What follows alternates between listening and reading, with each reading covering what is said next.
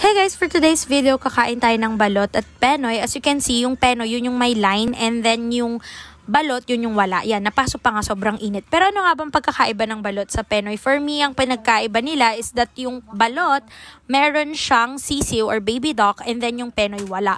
Pero alam ko, galing sila sa iisang ina, which is, they came from duck. But, ang alam ko lang is, pag sinabi mong penoy kasi, yun yung hindi nabubuo yung embryo, ganyan.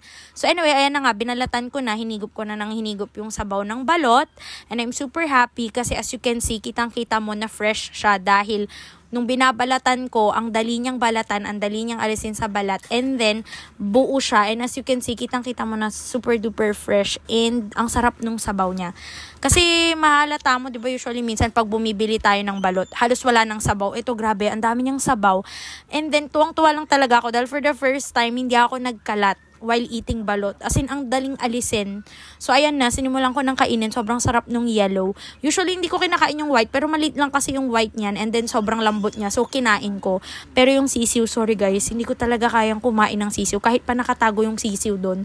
As in, inopen ko siya. Alam ko na sisiw yun. Hindi ko talaga kinain. Kahit kung tutuusin, kaya ko dapat kainin yun. Pero hindi naman siya nasayang. Binigay ko na lang doon sa dog ko. And anyway, next ko namang kinain is yung penoy.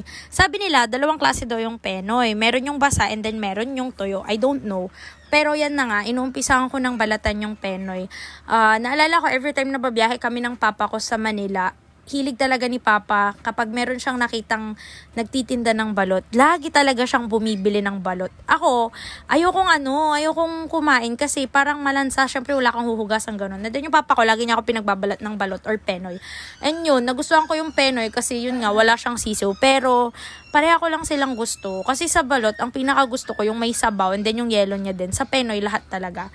As you can see, yan, sarap na sarap ako yan. Ubus na agad. Sobrang sarap talaga. And then, ang ganda nung pagka-yellow, fresh na fresh. So, ayan, dalawa kami ng kapatid kong kumakain. So, yung kami na nakikita niyo dyan, guys, sa kapatid ko yan, hindi ko po kinain mag-isa yan, guys. Please, guys, be advised, eat that balot and penoy in moderation. Kasi nga po, lahat ng sobra ay masama. Kaya yun lang. Peace out, gotta go. I'm out of here. Bye. Thank you for watching. God bless us all.